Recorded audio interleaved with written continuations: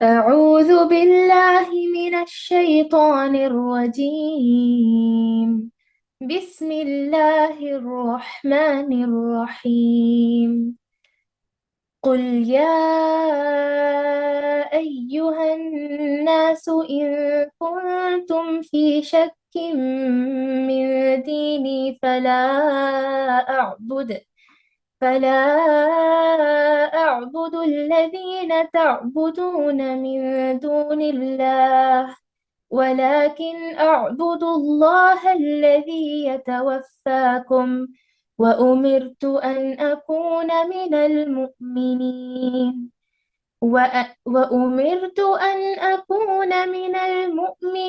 وأن أقم وجهك للدين حنيفا ولا تكونن من المشركين، ولا تدع من دون الله ما لا ينفعك ولا يضرك، فإن فعلت فإنك إذا من الظالمين.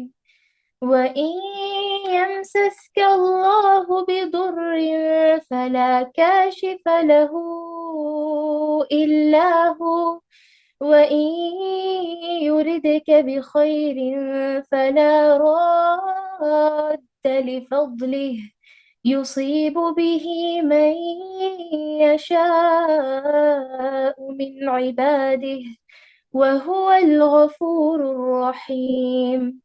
قل يا أيها الناس قد جاءكم الحق من ربكم، فمن اهتدى فإنما يهتدي لنفسه، ومن ضل فإنما يضل عليها، وما أنا عليكم بوكيل.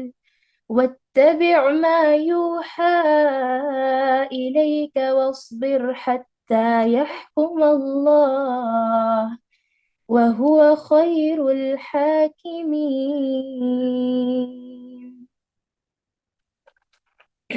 ترجمہ: آپ کہہ دیجئے کہ اے لوگوں، اگر تم میرے دین کی طرف سے شک میں ہو تو میں ان معبودوں کی عبادت نہیں کرتا جن کو تم اللہ کو چھوڑ کر عبادت کرتے ہو، لیکن ہاں اس اللہ کی عبادت کرتا ہوں جو تمہاری جان قبض کرتا ہے، اور مجھ کو یہ حکم ہوا ہے کہ میں ایمان لانے والوں میں سے ہوں، اور یہ کہ اپنا رخ یکسو ہو کر اس دین کی طرف کر لینا اور کبھی مشرکوں میں سے نہ ہونا، اور اللہ کو چھوڑ کر ایسی چیز کی عبادت مت کرنا جو تجھ کو نہ کوئی نفع پہنچا سکے اور نہ کوئی ضرر پہنچا سکے، پھر اگر ایسا کیا تو تم اس وقت ظالموں میں سے ہو جاؤ گے۔ اور اگر تم کو اللہ کوئی تکلیف پہنچائے تو بجز اس کے اور کوئی اس کو دور کرنے والا نہیں ہے، اور اگر وہ تم کو کوئی خیر پہنچانا چاہے تو اس کے فضل کا کوئی ہٹانے والا نہیں، وہ اپنا فضل اپنے بندوں میں سے جس پر چاہے نچھاور کر دے، اور وہ بڑی مغفرت اور بڑی رحمت والا ہے۔ آپ کہہ دیجئے کہ اے لوگوں، تمہارے پاس حق تمہارے رب کی طرف سے پہنچ چکا ہے، اس لیے جو شخص راہ راست پر آ جائے سو وہ اپنے واسطے راہ راست پر آئے گا، اور جو شخص بے راہ رہے گا تو اس کا بے راہ ہونا اسی پر پڑے گا، اور میں تم پر مسلط نہیں کیا گیا۔ اور آپ اس کی اتباع کرتے رہیے جو کچھ آپ کے پاس وحی بھیجی جاتی ہے، اور صبر کیجیے یہاں تک کہ اللہ فیصلہ کر دے، اور وہ سب فیصلہ کرنے والوں میں اچھا ہے۔ جزاکم اللہ خیر۔ وأنتِ فجزاكم الله خيرا بارك الله فيكِ. أعوذ بالله من الشيطان الرجيم. بسم الله الرحمن الرحيم. قال رب اشرح لي صدري ويسر لي أمري واحلل عقدة من لساني يفقهوا قولي. معزز ماؤں، پیاری بہنوں، پیاری بیٹیوں، السلام علیکم ورحمۃ اللہ وبرکاتہ۔ الحمدللہ آج ہم سورۃ یونس کی تکمیل کرنے جا رہی ہیں۔ الحمدللہ اس کا آج آخری رکوع ہے، تو اللہ تعالیٰ سے دعا ہے کہ اللہ تعالیٰ ہمیں فہم قرآن نصیب فرمائے، اور جتنے مراحل ہم نے طے کیے ہیں قرآن کے دروس کے، اللہ تعالیٰ سے دعا ہے کہ اللہ تعالیٰ اس کو قبول کرے، اور ہماری آنے والی نسلوں میں بھی توفیق دے اللہ تعالیٰ کی یہ تمام علوم جب حاصل کر رہی ہیں اس سے بہتر طریقے سے اور اچھی طریقے سے ان کو حاصل کرنے کی توفیق عطا فرما، اور جو کمیاں کوتاہیاں ہم میں ہو رہی ہیں اس کو درگزر فرما، اللہم آمین یا رب۔ الحمدللہ آج ہم سورۃ یونس کا جو آخری رکوع پڑھ رہے ہیں، آپ نے جیسے ابھی تلاوت و ترجمہ سنا تو اس میں بھی شرک کی نفی کی گئی، جیسے پچھلے جو پیغمبروں کا ذکر گزرا، موسیٰ علیہ السلام کا فرعون کے ساتھ کیا معاملہ تھا، کیسے اس نے موسیٰ علیہ السلام کو تکلیف پہنچائی، وہ مثال دے کر اللہ کے رسول صلی اللہ علیہ وسلم کو یہ بتلایا گیا کہ تم اپنی قوم سے کہو کہ دیکھو کیسے ہم نے پچھلے لوگوں کا حال کیا تھا۔ یہ کیوں کہا جا رہا ہے ان سے کہ کیونکہ یہ شرک پہ شرک کرتے تھے۔ محمد صلی اللہ علیہ وسلم کی قوم اس وقت جب اللہ کے رسول صلی اللہ علیہ وسلم نے حق کا اعلان کیا تھا تو مشرکین کی تعداد بہت زیادہ تھی، تو توحید پرست بہت کم ہوئے، تقریباً لوگ مشرک تھے اور یہ کہتے تھے کہ ہم اللہ کے علاوہ ان کی بھی پوجا کریں گے، ان کو بھی عبادت کریں گے، ان کو بھی مانیں گے، اللہ کو بھی مانیں گے۔ تو اللہ تعالیٰ یہاں پر لاسٹ رکوع میں شروعات ہوتی ہے خطاب کی، اللہ فرماتا ہے قل کہہ دو اے نبی، یا ایھا الناس، قل یا ایھا الناس، کہہ دو لوگوں سے، آپ کہہ دیجئے، اللہ کے رسول صلی اللہ علیہ وسلم سے اللہ تعالیٰ فرماتے ہیں آپ کہہ دیجئے۔ تو یہاں پر اس آیت میں اللہ تعالیٰ اپنے پیغمبر حضرت محمد صلی اللہ علیہ وسلم کو حکم فرما رہا ہے کہ آپ تمام لوگوں پر یہ واضح کر دیں۔ کیا واضح کر دیں؟ کیا کہہ دیں؟ کہ طریقہ اور ہمارا طریقہ اور مشرکین کا طریقہ الگ الگ ہے۔ یہ حکم، یہ اعلان کرنے کے لیے اللہ کے رسول صلی اللہ علیہ وسلم نے محمد صلی اللہ علیہ وسلم سے کہا، کیا کہا؟ قل کہہ دیجئے لوگوں سے، یا ایھا الناس، اے لوگو، ان کنتم فی شک من دینی، اگر تم کو کوئی شک ہے میرے دین میں، میرے طریقے میں، ان کنتم، اگر تم کو فی شک، شک میں ہو، من دینی، میرے دین سے، فلا اعبد الذین تعبدون من دون اللہ، کیا کہا؟ کہ اگر کوئی شک میں ہو تم تو میں ان معبودوں کی عبادت ہی نہیں کرتا جن کی تم اللہ کو چھوڑ کر عبادت کرتے ہو۔ یعنی وہ یہ سمجھ رہے تھے کہ ٹھیک ہے تھوڑے دن کرے گا یہ شخص، اس کے بعد پھر ہمارے جو معبودان باطلہ ہیں ان کو پھر سے پوجے گا۔ بولے نہیں، پہلے سے بھی اللہ کے رسول صلی اللہ علیہ وسلم کسی کی عبادت نہیں کرتے تھے سوائے اللہ کے۔ یہ ان بتوں کے سامنے کبھی اللہ کے رسول صلی اللہ علیہ وسلم نے نبی بنائے جانے سے پہلے بھی کبھی بھی ان کی عبادت نہیں کی تھی، اور یہ کہتے تھے کہ یہ پتھر کے بت ہمارا کچھ نہیں بگاڑ سکتے، یہ ان کی عبادت نہیں کرنی ہے۔ معبود برحق جو ہے اللہ کی ذات کو آپ نے تلاش کیا کہاں پر؟ غار ہرا میں بیٹھ کر دعائیں کرتے جاتے ہیں، مسلسل دعائیں کرتے تھے اللہ کے رسول صلی اللہ علیہ وسلم کے یہ اس کائنات کا مالک حقیقی کون ہے، وہ مجھے مل جائے۔ اس کے بعد کیا ہوا کہ اللہ تعالیٰ نے آپ پر وحی نازل کرنا شروع کیا۔ جبریل امین آئے اور آپ نے بتلایا کہ وہ اللہ کے بھیجے ہوئے یعنی فرشتے ہیں، اور پھر محمد صلی اللہ علیہ وسلم کو نبی بنایا گیا اور ان کو پیغام حق دیا گیا۔ تو نبی صلی اللہ علیہ وسلم فرما رہے ہیں کہ میں شروع سے بھی نہیں، لوگوں سے اللہ تعالیٰ فرما رہے ہیں کہ تم اے نبی لوگوں سے کہہ دو کہ تم جس چیز کے بارے میں شک کر رہے نا، میں تمہارے معبودوں کی تو میں عبادت ہی کرنے والا نہیں ہوں، میں تو تمہارے معبودوں کی عبادت ہی کرنے والا نہیں ہوں۔ جن کو تم اللہ کو چھوڑ کر عبادت کرتے ہو نا، میں تو ان کی عبادت ہی کرنے والا نہیں ہوں، لیکن ہاں اس اللہ کی عبادت کرتا ہوں جو تمہاری جان قبض کرتا ہے۔ بولے کیا فرمائے؟ لیکن اعبد اللہ، میں اللہ کی عبادت کرتا ہوں، الذی جو یتوفاکم، تم کو فوت کرنے والا، تم کو موت دینے والا جو رب ہے نا، تمہاری جان قبض کرنے والا، تمہاری روح قبض کرنے والا جو رب ہے، میں اس رب کی عبادت کرتا ہوں۔ یعنی موت و حیات کس کے ہاتھ میں ہے؟ اللہ کے ہاتھ میں۔ اس لیے جب وہ چاہے تمہیں ہلاک کر سکتا ہے، کیونکہ انسانوں کی جانیں کس کے ہاتھ میں ہے؟ اللہ سبحانہ تعالیٰ کی۔ تو وہ بول رہے ہیں کہ ہاں یہ لوگ یہ عقیدہ رکھتے تھے کہ ہاں موت اور حیات اللہ تعالیٰ دیتا، لیکن پھر یہ معبودان باطلہ کی عبادتیں کیوں کرتے تھے؟ ان کی فلاں بزرگ کی، فلاں ولی کی، فلاں نیک لوگوں کی عبادت، ان کی عبادت کیوں کرتے تھے؟ کیونکہ یہ سمجھتے تھے کہ یہ اللہ کے ہاں ہمیں تقرب دلائیں گے، اللہ کا تقرب دلائیں گے، اللہ کے قریب ہم کو کریں گے یہ لوگ، تو اسی لیے ان کی عبادتیں کرتے تھے۔ تو اللہ تعالیٰ بتا رہی ہیں کہ اے نبی تم صاف کہہ دو ان لوگوں سے کہ یہ ان کو جو تم پکارتے ہو نا، میں کسی کو پکارنے والا نہیں ہوں، کسی کی عبادت کرنے والا نہیں ہوں، میں تو صرف اللہ کی عبادت کروں گا، اور وہ رب جو تم کو موت دیتا ہے۔ وَأُمِرْتُ أَنْ أَكُونَ مِنَ الْمُؤْمِنِينَ، اور مجھے حکم دیا گیا ہے کہ میں مجھ کو یہ حکم ہوا ہے کہ میں ایمان لانے والوں میں سے ہوں. اللہ کے رسول صلی اللہ علیہ وسلم کو اللہ تعالیٰ یہ بول دو، بولے اعلان کر دو، بولے کہ تم دین حق پہ نہیں چلتے تو میرا کچھ بگڑنے والا نہیں، میں تو دین حق پہ قائم ہوں، رہوں گا، اسی دین پر چلوں گا، اور میں اس رب کی عبادت کروں گا جو تم کو موت دیتا ہے، وہ رب، اور وہی رب نے مجھے حکم دیا ہے کہ میں مومن بن جاؤں. تو یہ اعلان کیا اللہ کے رسول صلی اللہ علیہ وسلم نے، اور فرمایا وَأَنْ أَقِمْ وَجْهَكَ لِلدِّينِ حَنِيفًا، اور یہ کہ یعنی اللہ کا پیغام نبی صلی اللہ علیہ وسلم فرمانے لگے کہ میرے لیے اللہ کا یہ حکم ہے کہ میں ایمان لانے والوں میں سے ہو جاؤں، اور یہ کہ اپنا رخ یکسو ہو کر اس دین کی طرف کر لینا. یعنی اللہ نے مجھے حکم دیا کہ میں یکسو ہو کر اللہ کے دین کی طرف جھک جاؤں. یکسو ہو کر مطلب ایک ہی کانسنٹریشن، یکسو ہو کر مطلب کیا ہے، ایک ہی کانسنٹریشن سے میں اللہ کے دین کی طرف لگ جاؤں. ولا تکونن من المشرکین، اور مجھے یہ بھی حکم ہوا کہ میں مشرکوں میں سے نہ ہو جانا، اور کبھی مشرکوں میں سے نہ ہو جانا. اللہ نے مجھے یہ حکم دے دیا، اور میں برابر اسی بات پر قائم ہوں. اللہ کے رسول صلی اللہ علیہ وسلم اسی بات پر قائم تھے، ذرا سا بھی شرک اللہ کے رسول صلی اللہ علیہ وسلم نہیں کرتے تھے، اور صاف اعلان کر دیے تھے کہ مجھے حکم ہوا کہ میں مومن بن جاؤں اور جھکا دوں اپنے آپ کو. وَأَنْ أَقِمْ وَجْهَكَ لِلدِّينِ حَنِيفًا، یہ کہ اپنا رخ یکسو ہو کر اس دین کی طرف کر لینا، یہ اللہ کا حکم ہوا میرے لیے، یکسو ہو کر مجھے اللہ ہی کی طرف اپنے دین کو، دین کہتے ہیں میری بہنوں طریقے کو، دین کہتے ہیں طریقے کو. حنیفن یعنی یکسو ہو کر، یعنی ہر دین کو چھوڑ کر صرف دین اسلام کو پکڑ لینا، اور ہر طرف سے منہ موڑ کر صرف ایک اللہ کی طرف اپنا رخ رکھنا.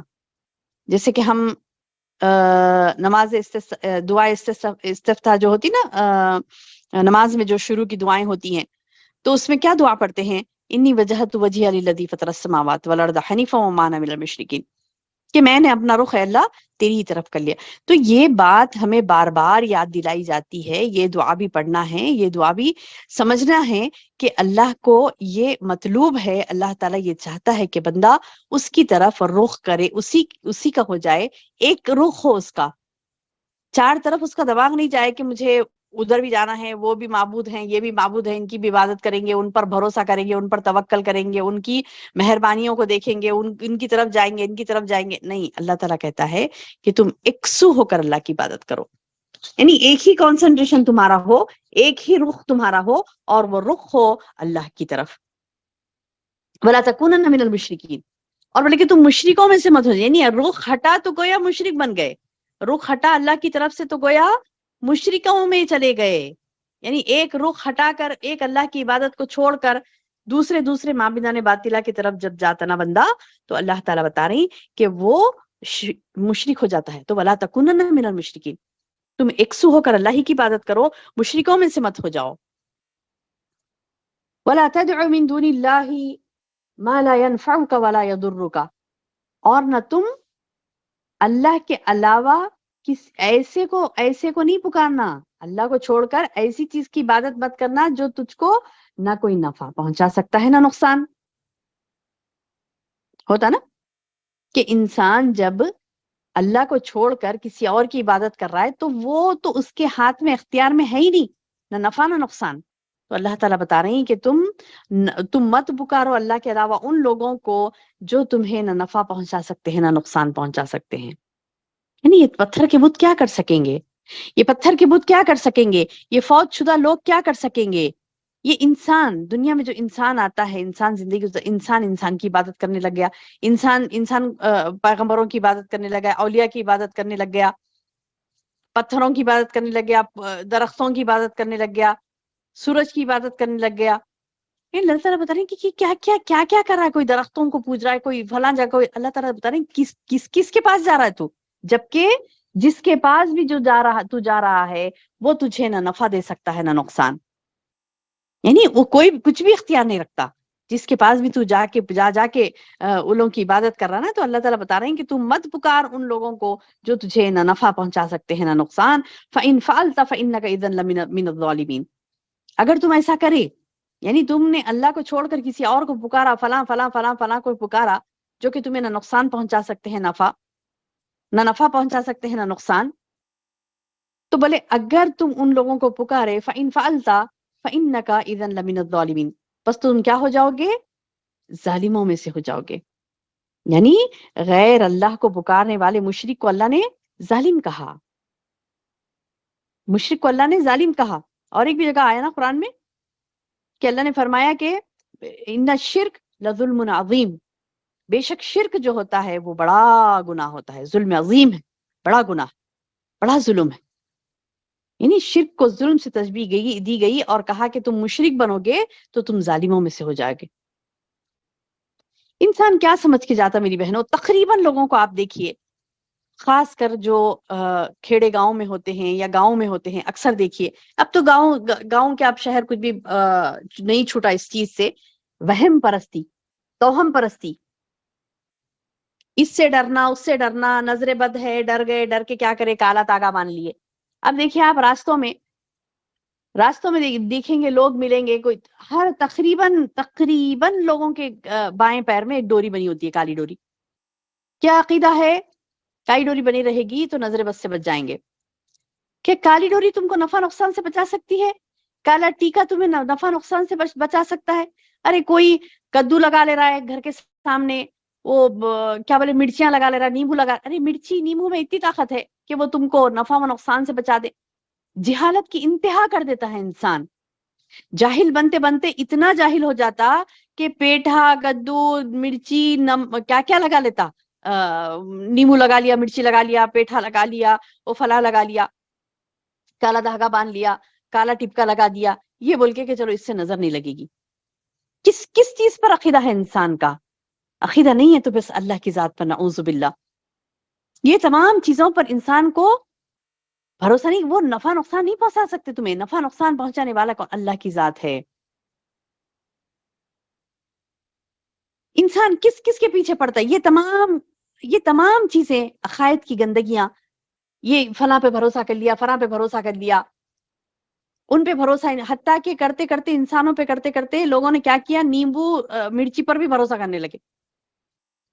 مرچی نیمبو لگا دیا، کہتے ہیں کہ وہ مطلب وہ نظر بد کو بچا لے گی، گھر کو نقصان ہونے سے بچائے گی. ارے مرچی نیمبو میں اتنی طاقت ہے کہ وہ گھر کو بچا لیں گے آپ کے، نعوذ باللہ. یعنی یہ عقیدگی کی بے عقیدگی جو ہوتی ہے، یہ جو چیز ہوتی ہے، تو اللہ تعالیٰ نے اس سے منع کیا، کہا کہ تم کو نفع نقصان نہیں دے سکتے، ان کے پیچھے کیوں پڑے، ان کی بات کیوں کر رہے ہو، ان کو کیوں امپورٹنس دے رہے ہو. اب دیوی دیوتاؤں کو دینے لگے، کوئی فرشتوں کو دینے لگے، کوئی انبیاء کو دینے لگے، کوئی اولیاء کو، کوئی ہوتے ہوتے کسی نے درخت کو دیا، پتوں کو دیا، اب نیمبو مرچی تک آ گئی بات. تو یہ تمام بیکار کی حرکتیں ہیں، بیکار کی حرکتیں. دیکھیے اللہ اگر آپ کو کوئی نقصان پہنچانا چاہے تو کوئی نہیں اللہ کے سوا بچانے والا. اللہ تعالیٰ صاف اعلان کرتا ہے وَإِن يَمْسَسْكَ اللَّهُ، اگر اللہ تجھے پہنچائے، کیا بدرن، کوئی بھی ضرر، کوئی بھی نقصان، فَلَا كَاشِفَ لَهُ إِلَّا هُوَ، پھر اس کے سوا کوئی اس کو دور کرنے والا نہیں. میری بہنوں، جو تکلیف ہمیں پہنچتی ہے، جو نقصان ہمیں پہنچتا ہے، جو تکلیف جو نقصان پہنچتا ہے، رب کو پکاریں، رب تو نہیں مجھے نقصان میں ڈالا، اللہ فائدہ دینے والا بھی تو ہی ہے.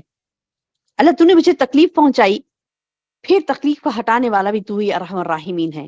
ربی مسنی الضر انت ارحم الراحمین. کیا پیاری دعائیں تھیں انبیاء علیہ السلام کی، کیا پیاری صدائیں تھی، کیا پیاری دعائیں تھی انبیاء علیہ السلام کی. یاد کر لیجئے قرآن سے ان دعاؤں کو. جیسے کہ حضرت ایوب علیہ السلام نے دعا کی تھی، ربی مسنی الضر، اے میرے رب مجھے نقصان پہنچا ہے، نقصان نے مجھے چھو لیا، ضرر پہنچا، مجھے نقصان پہنچا ہے، طبیعت خراب ہے، نقصان ہو گیا میری صحت کا. ربی مسنی الضر وانت ارحم الراحمین. سبحان اللہ. یہ نہیں کہہ رہے کہ کیوں دیا مجھے اللہ، مجھے میں ملی تھی، میں ملا تھا، مجھے کیوں دیا تکلیف اللہ، تو دور کر دے، دور کر دے بھی نہیں بول رہے، تو ارحم الراحمین ہے بول رہے ہیں. سبحان اللہ. یعنی انبیاء نے تک اللہ کو پکارا، کوئی نقصان کوئی تکلیف پہنچی تو بولا کہ ربی مسنی الضر وانت ارحم الراحمین، اللہ مجھے نقصان پہنچا ہے، تو ہی ارحم الراحمین ہے. تو ہمیں میری بہنوں کوئی بھی نقصان پہنچا، حتیٰ کہ اللہ کے رسول صلی اللہ علیہ وسلم فرماتے ہیں اگر تم راستے سے چل رہے ہو تمہارا جوتا ٹوٹ گیا، چپل ٹوٹ گئی، جوتا ٹوٹ گیا، کیا کرو؟ اللہ سے مانگو۔ کیا کریں گے؟ اللہ سے مانگیں گے۔ یعنی چھوٹی سی چھوٹی چیز آپ کے ساتھ ہوگی، اللہ میری مدد کر دے، فوری ندا لگائیں، اللہ کو فوری آواز لگائیں۔ یہ ہے توحید میری بہنوں، یہ چاہتا ہے اللہ تعالیٰ۔ قرآن میں بار بار اس چیز کا ذکر کرتا ہے اللہ سبحانہ تعالیٰ کہ دیکھو چھوٹا ہو یا بڑا ہو، کوئی بھی نقصان ہو جو تم کو پہنچے، فلا کاشف لہ الا ہوا، بس اس کے سوا کوئی نہیں جو تجھ سے اس چیز کو دور کرے۔ وَإِن يُرِدْكَ بِخَيْرٍ، ہاں اگر کوئی خیر اللہ تعالیٰ تجھے پہنچانا چاہے، کوئی بھلائی اگر کوئی اللہ پہنچانا چاہے تجھے، تو پھر فلا راد لفضلہ، اس کے فضل کو ہٹانے والا کوئی نہیں ہے۔ یصیب بہ من یشاء من عبادہ، وہ اپنے فضل اپنے بندوں میں سے جس پر چاہے نچھاور کر دے۔ سبحان اللہ، کیا پیاری آیتیں ہیں۔ اکثر یہ دیکھا جاتا ہے میری بہنوں، رکوع کے آخر میں بہت پیاری آیتیں ہوتی ہیں۔ آخری رکوع جو ہوتا ہے نا، بہت زبردست آیات ہوتی ہیں۔ دیکھیے جیسے کہ یہاں پر بتایا جا رہا ہے کہ مطلب لوگوں کو یہ جان لینا چاہیے کہ تم کو کچھ بھی نقصان پہنچتا ہے تو اللہ کے سوا کوئی نہیں ہے اس کو ہٹانے والا، اور تمہیں کوئی خیر اللہ تعالیٰ پہنچانا چاہتا ہے تو اس کو روکنے والا بھی پھر کوئی نہیں ہے۔ سبحان اللہ، کتنی پیاری بات ہے۔ یعنی اگر کوئی خیر ہمیں پہنچنا چاہتا ہے تو پھر کسی کی مجال کہ وہ روکے، اگر اللہ پہنچانا چاہے خیر کو، ساری دنیا مل کر بھی روک لے میری بہنوں۔ اور ایک حدیث میں آتا ہے، حدیث قدسی ہے، اللہ کے رسول صلی اللہ علیہ وسلم نے فرمایا کہ اللہ فرماتا ہے کہ سارے لوگ مل کر بھی کسی کی مدد، ساری دنیا، سارے روئے زمین پر جتنے لوگ ہیں، جتنے پاورز ہیں ان کے پاس، پورے پاورز لگا کے بھی ایک آدمی کو اگر نقصان پہنچانا چاہے اور اللہ نہیں چاہ رہا اس کو نقصان پہنچانا، تو پھر وہ نہیں پہنچا سکتے۔ ویسے ہی اگر سارے مل کر بھی کوئی خیر کسی کو پہنچانا چاہے، کوئی اچھائی کسی کو پہنچانا چاہے، کچھ اچھا ان کو کرنا چاہے، پورے مل کے، ایک کی بات نہیں ہوئے گا، پورے مل کے بھی کریں، تبھی بھی اگر اللہ نہیں چاہے وہ خیر پہنچنا تو پھر نہیں پہنچتا ہو۔ تو ہم ایک ایک انسان کے پیچھے پڑتے ہیں نا، ایک ایک انسان کے بھی، اس سے مجھے خیر مل جائے، اس سے مجھے خیر مل جائے، میرا بیٹا میرا فرما بردار ہو جائے، میرا شوہر میرے خیال رکھنے والے ہو جائیں، میرے فلاں میرے ساتھ ایسا کرنے لگے، میرے رشتہ دار مجھے چاہنے لگے۔ ہر کسی سے ہم خیر کی تمنا کرتی ہیں کہ ان کے پاس سے مجھے بھلائیاں ملے، میرے دوستوں کے پاس سے مجھے بھلائیاں ملے، میرے رشتہ داروں سے مجھے خوشیاں ملے، بھلائیاں ملے، خیر ہی خیر ہو میرے لیے۔ تو یہ بات یاد رکھ لیجئے، خیر کل کس کے ہاتھ میں ہے؟ اللہ سبحانہ تعالیٰ کے ہاتھ میں۔ اللہ کہتا ہے کہ وَإِن يُرِدْكَ بِخَيْرٍ فَلَا رَادَّ لِفَضْلِهِ، اگر تیرے ساتھ اللہ خیر کا ارادہ کر دے تو پھر کوئی نہیں اسے، اللہ کے فضل سے تجھے ہٹانے والا، اس کے فضل کو ہٹانے والا کوئی نہیں ہے۔ یعنی وہ اللہ ہی ہے جو خیر کو کیا کیا اللہ نے؟ فضل سے تشبیہ دی۔ اللہ تعالیٰ اپنے بندوں کے ساتھ جو بھی بھلائی کا معاملہ کرتا ہے، اعمال کے اعتبار سے ہو، اگرچہ کہ بندہ اس کے مستحق نہیں بھی ہے، لیکن یہ محض اللہ کا فضل ہے کہ وہ اعمال سے خطا نظر کرتے ہوئے انسانوں پر رحم کرتا ہے۔ ہم اس قابل نہیں کہ اللہ ہمیں اتنی نعمتیں دے، ہے نا، ہم گناہ گار بندیاں، ہم اس قابل نہیں کہ اللہ ہمیں اتنی نعمتیں، اتنے خیر سے نواز دے، اتنا فضل اپنا کر دے، لیکن سبحان اللہ، آئے دن ہر لمحہ اللہ اپنا فضل، اپنا خیر ہمارے اوپر نچھاور کرتا ہے۔ یہ جو ہم آسانی سے سانس لے سک رہی ہیں، یہ جو ہم آرام سے اپنے آنکھوں سے دیکھ سک رہی ہیں، یہ جو ہم بلا تکلیف کے سن سک رہی ہیں، تو سبحان اللہ ہی ہے وہ جو خیر سے، ڈھیروں خیر سے ہمیں نوازتا ہے۔ اور اللہ کہتا ہے اگر میں نوازنے بیٹھوں نا بندے کو، تو میرے فضل کو روکنے والا کوئی نہیں ہے۔ تو مانگے اللہ سے فضل، اللہ سے اس کا فضل مانگے، اللہ سے اس کی برکات، اس کی رحمتیں مانگے، کیونکہ وہ رب وہ ہے میری بہنوں جو اس قدر ہمیں عطا کرتا ہے کہ اس کی عطا کو روکنے والا بھی کوئی نہیں ہے۔ کسی کی مجال ہی نہیں کہ وہ اللہ کی عطا کو روک سکے۔ وہ اپنا فضل اپنے بندوں میں سے جس پر چاہے نچھاور کر دے، اور وہ بڑی مغفرت کرنے والا ہے۔ آگے اللہ تعالیٰ فرماتے ہیں کہ قل کہہ دیجئے یا ایھا الناس قد جاءکم الحق من ربکم، لوگوں سے کہہ دو کہ اے لوگو، تمہارے رب کی طرف سے کیا آ گیا تمہارے پاس؟ जाकुम तुम्हारे पास आ गया, अल हक़्क़ु मिर रब्बिकुम, हक आ गया रब की तरफ से। यानी जो चीज हकीकत है, जो चीज होना है, जो चीज अल्लाह ने साबित कर दी है, वो अल्लाह का हक जो है वो कुरान की शक्ल में हमारे पास आ गया। इसमें दो टोक फैसले हैं। ये गाइड करता है आपको एक सू रहने के लिए, एक तरफ अपना रुख रखने के लिए, एक अल्लाह की इबादत करने के लिए, अल्लाह पर तवक्कल भरोसा मजबूत करने के लिए। अल्लाह ने कलाम पाक को नाजिल कर दिया, ये हक है, दीन हक अल्लाह ने दे दिया।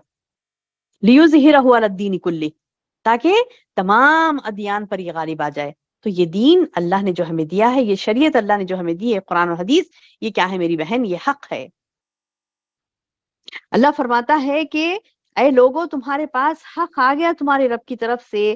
फमन इहतदा फइन्नमा यहतदी लिनफ्सी। सुभान अल्लाह, क्या प्यारी बात है। फमन इहतदा, बस अब जो हिदायत को तलब करे, जो हिदायत चाहे, फइन्नमा यहतदी लिनफ्सी, वो किसके लिए चाह रहा है हिदायत? खुद के लिए।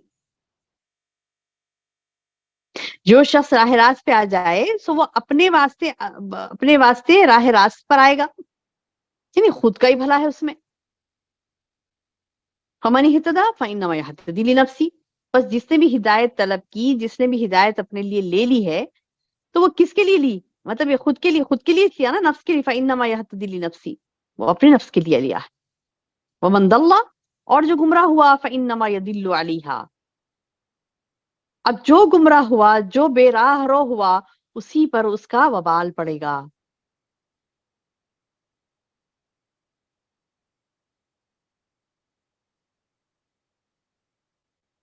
और अल्लाह ताला बता रहे हैं, ए नबी तुम कह दो और मैं तुम पर मुसल्लत नहीं किया गया।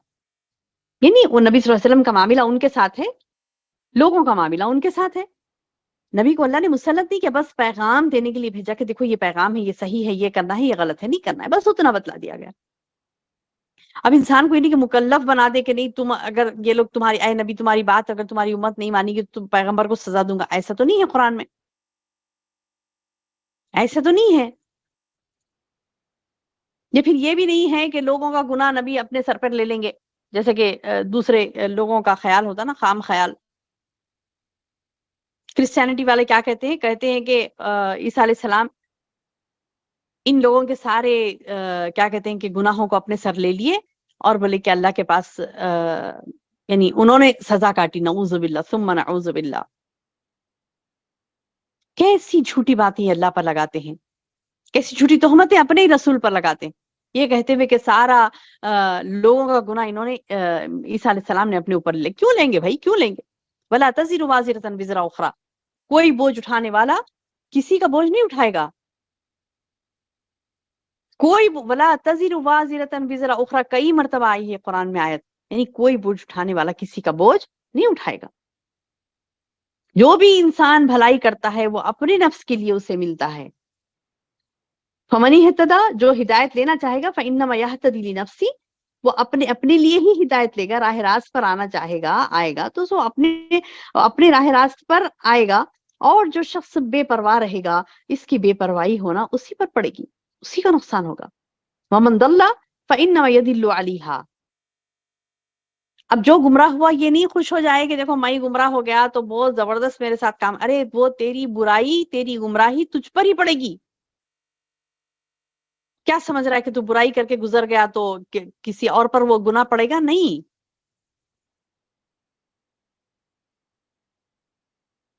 कोई अगर अल्लाह की नाफरमानी करता है, कोई अगर अल्लाह ताला की बात नहीं मानता, कोई अगर गुमराहियों में मुब्तला होता है, तो उसको किसका नुकसान है उसमें?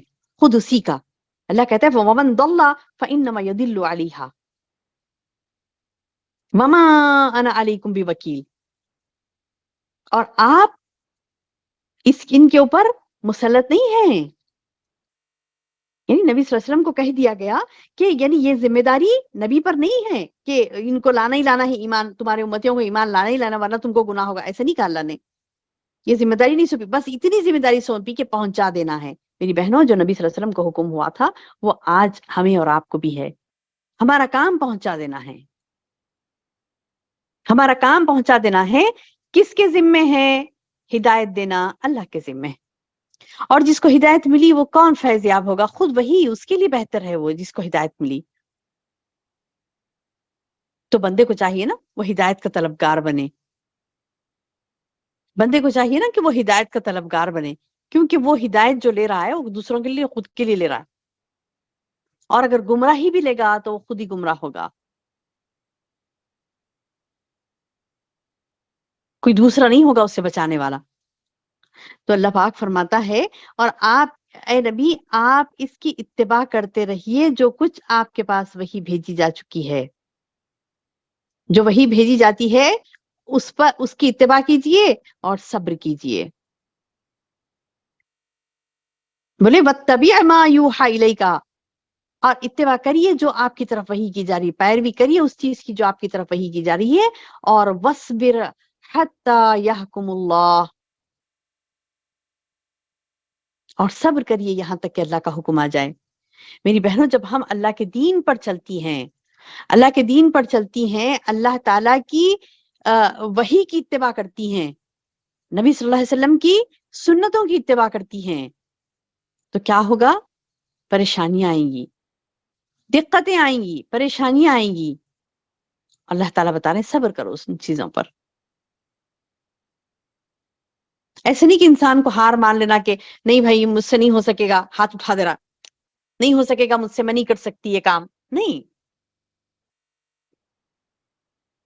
انسان بہت جلد اگتا جاتا ہے. جیسے اللہ تعالیٰ نے خود قرآن میں فرمایا کہ انسان بڑا ہی جلد باز،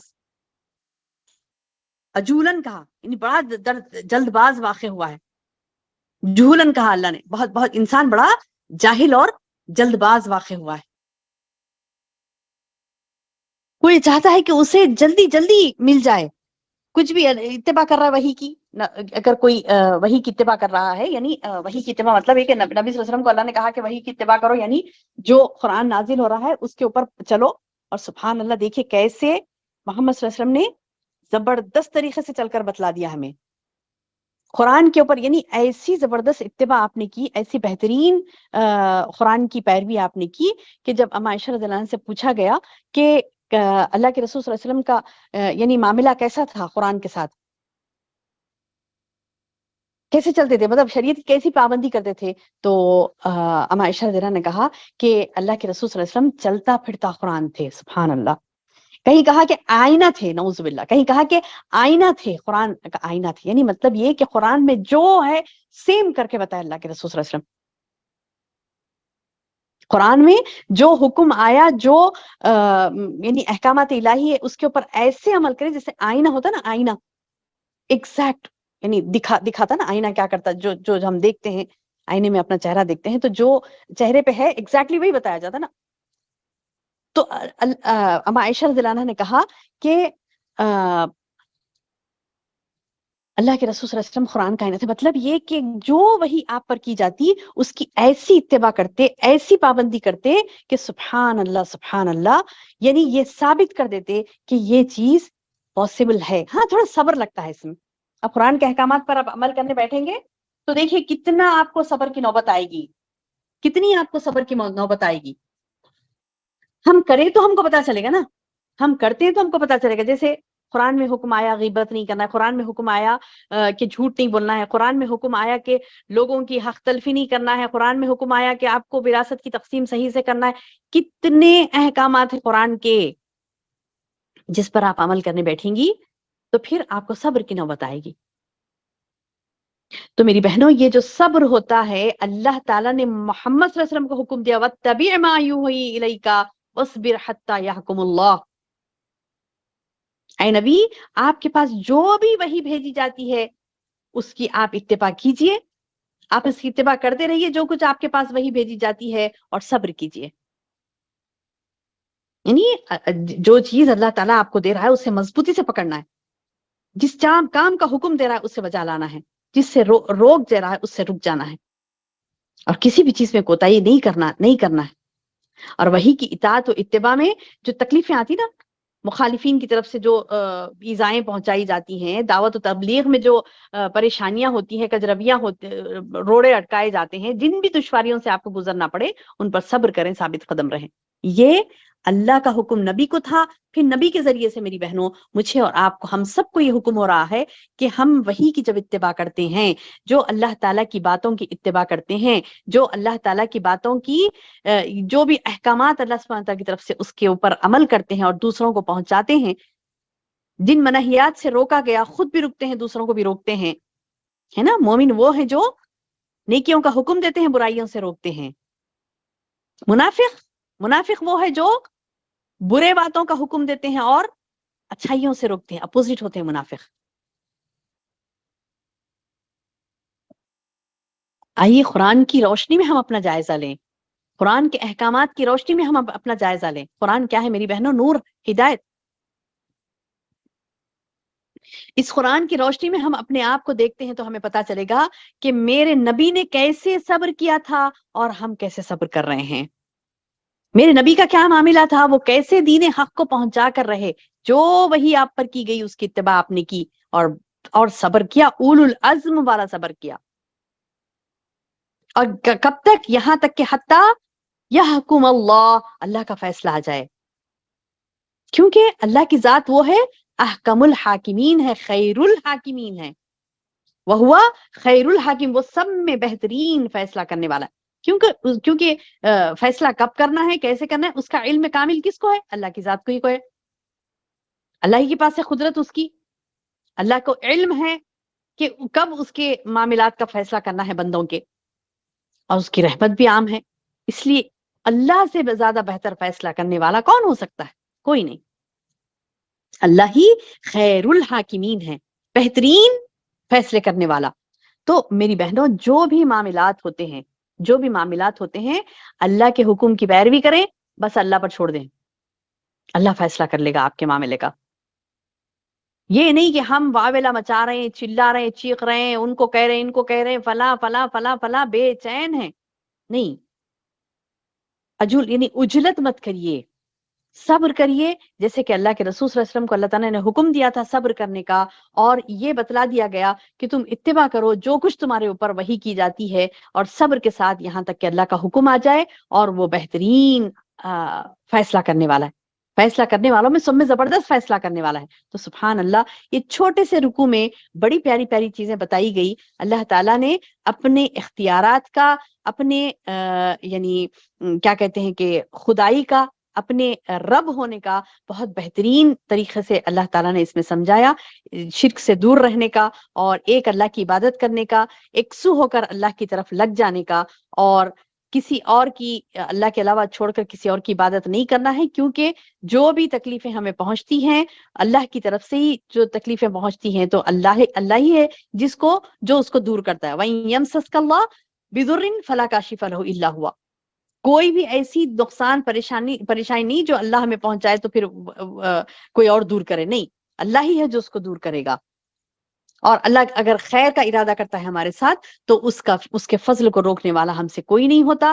اور اللہ تعالیٰ جو بھی ہم کو پہنچانا چاہتا ہے اللہ کی طرف سے بھلائی، تو پھر وہ اپنا فضل اپنے بندوں تک پہنچا کے رہتا ہے، کیونکہ وہ بڑی مغفرت اور رحمت والا ہے۔ اسی لیے اللہ تعالیٰ نے نبی کو کہہ دیا، قل کہہ دو اے نبی، یا ایھا الناس قد جاءکم الحق من ربکم، اے نبی کہہ دو کہ تمہارے پاس تمہارے رب کی طرف سے حق پہنچ چکا ہے، اس لیے جو راہ راست پر آئے گا، فمن اہتدی فانما یہتدی لنفسہ، جو ہدایت پائے گا وہ اس کے اپنے نفس کے لیے، کسی پہ احسان نہیں کر رہا ہے۔ ہدایت پا کر، اللہ تعالیٰ کی ہدایت پا کر کسی پر احسان نہیں کر رہا ہے۔ اللہ تعالیٰ بتا رہے ہیں کہ وہ خود اپنے ہی نفس کے لیے لیا ہے، خود کے لیے لیا ہے ہدایت، وہ کسی پر نہ احسان کر رہا ہے، نہ یہ سمجھے کہ مطلب میں دوسروں کے لیے کر رہا ہوں، نہیں، خود کے لیے۔ جو ہدایت پاتا ہے تو وہ ہدایت اس کے خود کے لیے ہے وہ، اور اگر کوئی ضلالت کرتا ہے، جو گمراہی میں مبتلا ہوتا ہے، فَإِنَّمَا يَضِلُّ عَلَيْهَا، وہ اس کی گمراہی اسی پر پڑے گی، اس کا بے راہ رو ہونا اسی پر پڑے گا، یعنی اسی کو گناہ ہوگا، اس کو کوئی اس کے گناہوں کا بوجھ اٹھانے والا کوئی نہیں ہوگا۔ اپنے نبی صلی اللہ علیہ وسلم کو بولتے تھے نا، یہ بات کیوں بولا ہے اللہ تعالیٰ کے وما انا علیکم بوکیل، اے نبی تم کہہ دو کہ میں ان پر داروغہ نہیں بنا ہوا ہوں، یا پھر میں ان کا کیا کہتے ہیں کہ مسلط نہیں ہوں تمہارے اوپر۔ کیوں کہا گیا ہے؟ کیونکہ یہ لوگ بارہا نبی صلی اللہ علیہ وسلم سے یہ بولتے تم کو کیا فائدہ ہے، تم کو کیا کرنا ہے، ہم کچھ بھی کریں تم، ارے ہاں بھائی، تم اگر ہدایت لوگے تم ہی فائدہ ہے، تم گمراہ ہوگے تو میرا کچھ نہیں بگاڑ سکتے تم، نہ میں تمہارے اوپر یعنی مسلط ہوں، پہنچا دینا میرا کام ہے. یعنی نبی صلی اللہ علیہ وسلم کو کہا جا رہا ہے، اللہ تعالیٰ فرما رہے ہیں کہ تمہارا پہنچا دینا کام ہے، ان سے کہہ دو میں تمہارے اوپر وکیل نہیں ہوں، تمہارے اوپر میں مسلط نہیں ہوں، بلکہ پہنچا دینا میرا کام ہے. ہدایت اگر تم لوگے تو وہ تمہارے لیے ہے، اور اگر گمراہ ہوگے تو اس کی گمراہی کا وبال بھی تمہارے اوپر پڑے گا. اور نبی کو بار بار اللہ تعالیٰ یہ کہہ رہے ہیں کہ تم اتباع کرو اس وحی کی جو تمہاری طرف کی جا رہی ہے، وصبر، اور صبر کرو. ہوتا یہ تھا کہ کبھی بھی کچھ بھی وحی آتی میری بہنوں، کچھ بھی اللہ کا پیغام آتا تو یہ لوگ کیا کرتے تھے، تانے مارنا، ہنسی مذاق اڑانا، اور نبی صلی اللہ علیہ وسلم کو فلاں فلاں کچھ بھی بول دینا، اور ٹیڑیاں نکالنا. قرآن میں کیا کرتے تھے، قرآن میں ٹیڑیاں نکالتے تھے، نعوذ باللہ. اور ٹیڑیاں نکال نکال کے ارے یہ ایسا حکم کیوں ہے، یہ ایسا رہنا چاہیے تھا، وہ یہ کیوں آیا، اے محمد تمہارے رب نے ایسا کیوں نہیں کہا، ایسا کیوں کہا. حتیٰ کہ انہوں نے اس قدر بدتمیزی کر دی تھی کہ جب اللہ تعالیٰ نے کہا نا کہ اللہ کی راہ میں دو، تو بولے کہ یہ بار بار اللہ کی راہ میں دو، اللہ کی راہ میں دو کیوں آتا قرآن میں، کیا اللہ کو کمی ہو گئی؟ بولے نعوذ باللہ، استغفر اللہ العظیم. تو اللہ نے کہا وَأَنْتُمُ الْفُقَرَاءُ، تم فقیر ہو. بولے اللہ غنی وَأَنْتُمُ الْفُقَرَاء. اللہ نے اس کا جواب دیا. اللہ نے کہا کہ اللہ تو غنی ہے، بے نیاز ہے، اس کے لیے نہیں مانگ رہا اللہ تعالیٰ. اللہ کی راہ میں دو برات تمہارے لیے. یہ ہدایت اگر تم لوگے، یہ اللہ کی فرما برداری کرو گے اللہ کی راہ میں دے کر، تو وہ اللہ کے لیے نہیں ہے، وہ لنفسی، تیرے ہی نفس کے لیے ہے. اللہ تو غنی ہے، واللہ غنی وانتم الفقراء. والے اللہ تعالیٰ بولے کہ تم فقیر ہو، اللہ غنی ہے، اللہ بے نیاز ہے، اللہ کو ضرورت نہیں ہے کسی چیز کی. تو میری بہن جب بھی وہی اترتی اور کوئی پیغام اللہ کے رسول صلی اللہ علیہ وسلم لوگوں کو پہنچاتے تو لوگ بے دریغ ہنسی مذاق اڑاتے تھے. اور بسا اوقات ایسا ہوتا کہ اللہ کے رسول صلی اللہ علیہ وسلم کوئی بات بولنے سے پہلے مطلب ایک ذہن میں جھجک محسوس کرتے تھے کہ اب میں ان لوگوں کو بولاؤں تو یہ لوگ کیا بولیں گے پتا نہیں. اور جس دن معراج ہوئی تھی نا، اللہ کے رسول صلی اللہ علیہ وسلم کو معراج ہوئی تھی، اس وقت بھی ویسی ہوا. معراج ہوتے ہی کیا ہوا کہ اللہ کے رسول صلی اللہ علیہ وسلم جب دوسرے دن سنانے لگے کہ دیکھو میں رات میں میرے ساتھ ایسا واقعہ ہوا، بولتے ہی کسی مخالفت کرنے والے کی مخالفت سننے سے پہلے الحمدللہ الحمدللہ، اللہ کے رسول صلی اللہ علیہ وسلم کے صحابہ سبحان اللہ کتنے پیارے تھے. ابو بکر صدیق رضی اللہ عنہ ایسے نبی صلی اللہ علیہ وسلم بولے اور لوگ ابھی کچھ بولنے والے تھے، فوری ابو بکر صدیق پکار اٹھے کہ نبی نے جو کہا وہ حق ہے، جو اللہ کے رسول صلی اللہ علیہ وسلم بولے وہ سچ ہے. بولے اب یہ بات تو اتنی تھی نا کہ مطلب نبی صلی اللہ علیہ وسلم کو یہ بولنا تھا کہ میں رات میں اٹھا اور مجھے فرشتے آئے اور لے گئے، بولے کہ پہلے کعبۃ اللہ کو لے گئے، وہاں سے 2 رکعت نماز پڑھی میں نے، پھر وہاں سے بیت المقدس گیا، وہاں پر انبیاء کی امامت کرائی، پھر بیت المقدس سے آسمانوں پر گیا، 7 آسمان پر سب سے مطلب ہر آسمان پہ انسان سے ملاقات ہوئی، پھر عرش الہی کے قریب پہنچا، اللہ تعالیٰ سے بات کی، پھر وہاں سے آئے. یعنی اتنا پورا سفر طے کیا اور آنے تک آپ کے بستر کی گرماہٹ بھی دور نہیں ہوئی. بولے ابھی کیسی چیلنجنگ والی بات ہے، ابھی کیسی چیلنجنگ والی بات ہے. اب یہ بات اگر آپ لوگوں کے سامنے بیان کرتے کیا ہوتا، آپ اپوزٹ سے ارے یہ کیا بول رہی، اتنا سب کام کر لیے اور بستر کی گرماہٹ سمجھتے. اب ہم کہیں بیٹھ کے اٹھے تو وہ جگہ تھوڑی سی گرم رہتی، ہم کہیں لیٹ کے اٹھتے ہی کیا ہوتا، وہ جگہ تھوڑی سی گرم رہتی. تو نبی صلی اللہ علیہ وسلم فرمانے لگے کہ میری بستر کی گرماہٹ بھی دور نہیں ہوئی، اور وہ جو کنڈی ہوتی تھی نا، مطلب دروازوں کو جو زنجیر ہوتی تھی نا، وہ زنجیر بھی ہل رہی تھی. ابھی دروازہ کھول کے گئے تھے تو وہ زنجیر ہل رہی تھی، تو وہ زنجیر کا ہلنا بھی نہیں رکا، بستر میں جو گرمی تھی وہ بھی ختم نہیں ہوئی. یہ پورے کام کر کے میں آ گیا. بولے اللہ تعالیٰ مطلب براق پہ مجھے بلائے اور یہ پورے کام کیے. جب جبریل علیہ السلام مجھے لے گئے، یہ ایسے سب پورا ہوا اور میں آیا، اور آنے تک میری بستر کی گرماہٹ بھی دور. جیسے ہی سنے ابو بکر رضی اللہ عنہ کہنے لگے کہ اللہ کے رسول صلی اللہ علیہ وسلم نے جو کہا وہ سچ ہے، اسی لیے آپ کو صدیق کا لقب ملا، اسی لیے آپ کو صدیق کا لقب ملا. تو میری بہنوں کتنا مشکل تھا اللہ کے رسول صلی اللہ علیہ وسلم کے لیے اللہ کا پیغام پہنچانا، اللہ کی بات پہنچانا. وہ آئے تھے نا سبحان الذی اسریٰ کہ پاک ہے وہ ذات جس نے نبی کو معراج کروائی، 15ویں پارے میں ہے نا. تو اب یہ جو ہم پڑھ رہے ہیں سبحان اللہ، یعنی ہم کو تو مطلب ایمان ہے اس چیز کا، آج ہمیں کوئی تانے مارنے والا نہیں ہے، کوئی ستانے والا نہیں ہے اگر آپ پڑھتے ہیں، کسی کو کہتے بھی ہیں کہ دیکھو وہ پاک ہے ذات جس نے رسول اللہ صلی اللہ علیہ وسلم کو آسمانوں کی سیر کرے، سبحان الذی اسری بعبدہ لیلا من المسجد الحرام الی المسجد الاقصی. اگر یہ بات ہم بتاتے ہیں کہ وہ اللہ ہے جس نے اپنے بندوں کو رات کے کچھ ہی حصے میں مسجد حرام سے لے کر پھر مسجد اقصیٰ گئے، اور پھر وہاں سے جو ہے نا مطلب سارے قدرت کی نشانیاں اللہ نے دکھائی. سورہ کہف میں بھی اس کا ذکر آتا ہے.